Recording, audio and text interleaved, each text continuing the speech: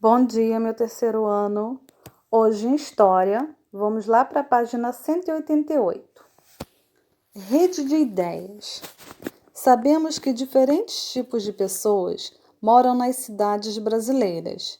De acordo com o Instituto Brasileiro de Geografia e Estatística, o IBGE, quase 85% da população brasileira vive em cidades.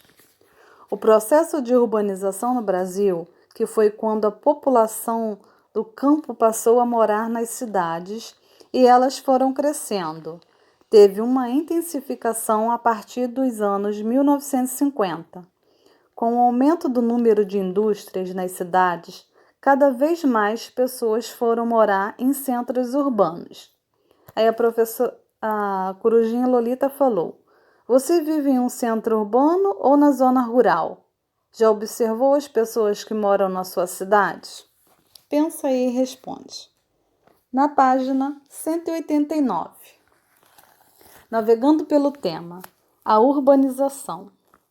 A urbanização no Brasil, na maioria das cidades, aconteceu de forma não planejada e causou muitos problemas sociais.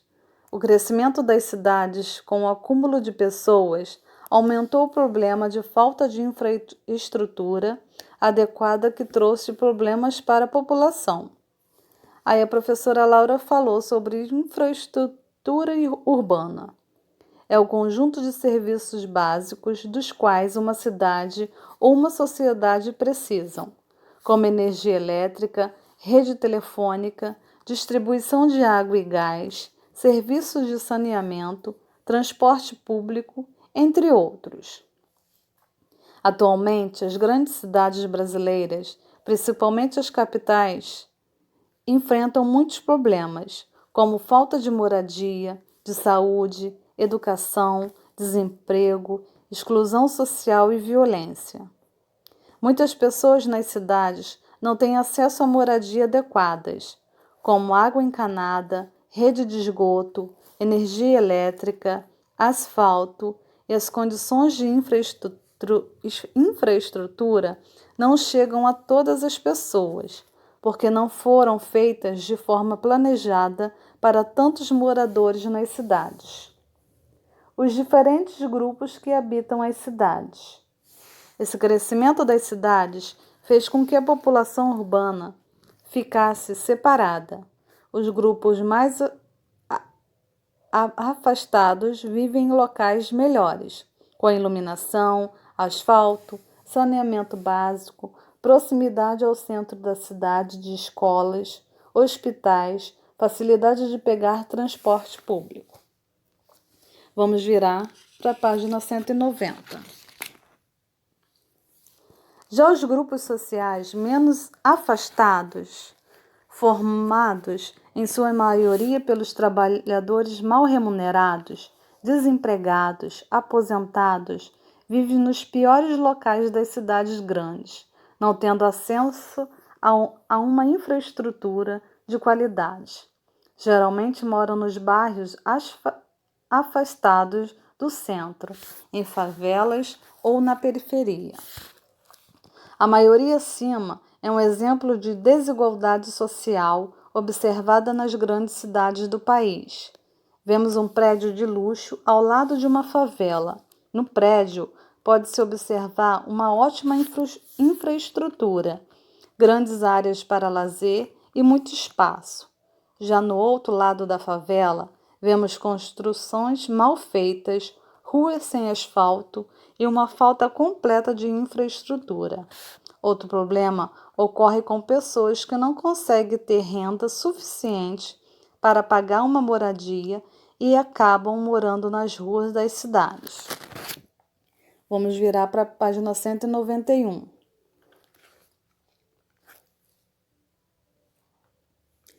A separação de pessoas dentro dos espaços urbanos começou no Rio de Janeiro, em 1906.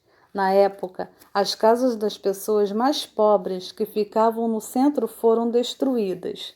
O centro seria reformado para que ficasse mais bonito. As pessoas que foram expulsas começaram então a construir suas casas nos morros que ficavam em volta da região central da cidade do Rio de Janeiro. Essas construções irregulares deram origem às comunidades. As comunidades, porém, não existem só no Rio de Janeiro. Praticamente todas as capitais do Brasil têm diversas comunidades.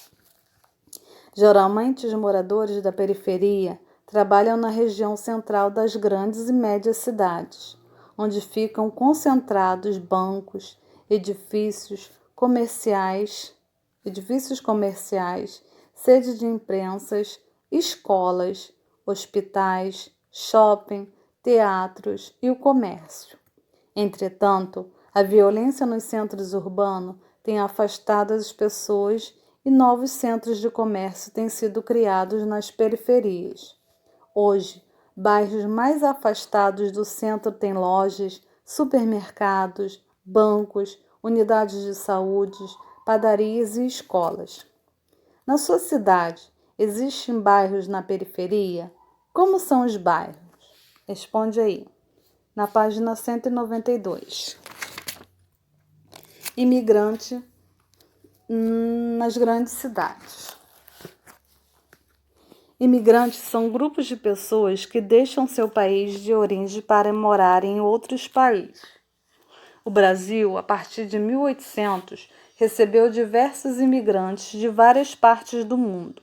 Suíços se instalaram no Rio de Janeiro, alemães no Rio Grande do Sul, ucranianos em Santa Catarina, poloneses no Paraná, turcos e árabes na região da Amazônia, italianos e japoneses em São Paulo. Desses imigrantes, alguns ficaram trabalhando no campo. Já outros foram morar nos centros urbanos, juntando-se à comunidade e grupos sociais que integram as cidades. Atualmente, a cidade de São Paulo é a que mais possui imigrantes no Brasil. Em São Paulo, muitos bairros são típicos de imigrantes e, portanto, tradicionais na cidade. Aí temos o bairro da Liberdade em São Paulo. Um exemplo disso é o bairro da Liberdade em São Paulo, conhecido como o bairro mais japonês do Brasil. A região onde fica o bairro começou a ser ocupada por imigrantes japoneses em 1912. O bairro também abriga imigrantes coreanos e chineses. Na Liberdade é possível encontrar lojas, restaurantes e mercados que vendem produtos típicos dos países desses imigrantes. Em São Paulo, existem outros bairros tradicionais de imigrantes, como, por exemplo, o Mooca e o Brás, bairros com muitos descendentes de imigrantes italianos, e o Bom Retiro, com muitos descendentes de judeus. Vamos virar para a página 193. Aí temos o bairro da Mooca. É conhecido em São Paulo por ter grande quantidade de imigrantes italianos e por ser um bairro que abriga muitas indústrias. O bairro atualmente é conhecido por ser um dos mais seguros de São Paulo e pela quantidade de restaurantes tipicamente italianos. Embaixo temos o bairro de Bom Retiro. Abriga atualmente muitos imigrantes sul-coreanos. Os judeus também estão presentes. No bairro é possível encontrar restaurantes e docerias de comida judaica. No bairro também fica localizada a Pinacoteca do Estado de São Paulo, a Estação da Luz e o Museu da Língua Portuguesa. Desde sua fundação, o bairro do Brás é conhecido por ser um reduto dos italianos. Muitos empresários construíram fábrica no Brás, por causa dos preços baixos dos terrenos. Atualmente, o Brás é conhecido como um bairro de comércio popular e milhares de pessoas circulam por suas ruas todos os dias. Aí a Lolita perguntou: na sua cidade existe descendentes de imigrantes? Há algum bairro típico de imigrantes? Vamos virar para a página 194. É importante entender que cada cidade tem suas próprias características e uma forma de organização. As cidades grandes e médias abrigam mais problemas de infraestrutura e desigualdade social por causa de seus crescimentos não planejados. As cidades são locais de concentração de pessoas, serviços e órgãos públicos. Algumas cidades com mais problemas e desigualdades e outras com menos. Todas as cidades também têm diferentes grupos sociais que convivem todos os dias e que, de certa forma, se completam. Todas as cidades também têm a presença de descendentes de imigrantes, algumas em maior número e outras em menor número. Essas pessoas chegaram para buscarem trabalho e uma melhor condição de vida do que a que tinham em seu país de origem. Aí temos a cidade de São Paulo e cidade do Picos, no Piauí. A cidade de São Paulo é a capital do estado de São Paulo e é a cidade mais populosa de toda a América do Sul. É também a 8ª cidade mais populosa do mundo e tem cerca de 21 milhões de habitantes. Picos é uma cidade brasileira no interior do estado do Piauí. Tem uma população de aproximadamente 78 mil habitantes. Picos é considerada a melhor cidade do interior do estado do Piauí para se viver. Apesar de São Paulo ter uma boa infraestrutura, seu tamanho impede que todos os seus habitantes vivam com qualidade, diferente de Picos, que por ser uma cidade menor, apresenta menos desigualdade social. Vamos para a página 195. Vamos praticar. Leia o texto abaixo e responda as perguntas. Com 5 novos municípios, o Brasil agora tem 5.570 cidades. Em Santa Catarina, no Pará, no Rio Grande do Sul e em Mato Grosso do Sul, referendos criaram novas administrações. As cidades têm orçamentos que giram em torno de 12 milhões anuais e cada uma passou a ter 9 vereadores, o número estabelecido para localidades com até 15 mil eleitores. Em alguns casos, imóveis foram improvisados para servir de sede para a prefeitura, as secretarias e a Câmara, enquanto um novo local não é escolhido para abrigar a representação do executivo e do legislativo locais.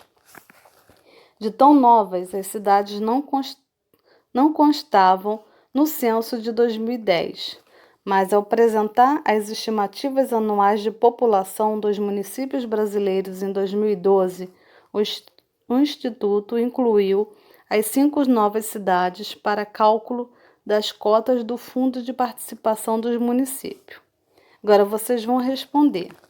Segundo o texto acima, quantas cidades há no Brasil? Em quais estados estão as cidades citadas na reportagem?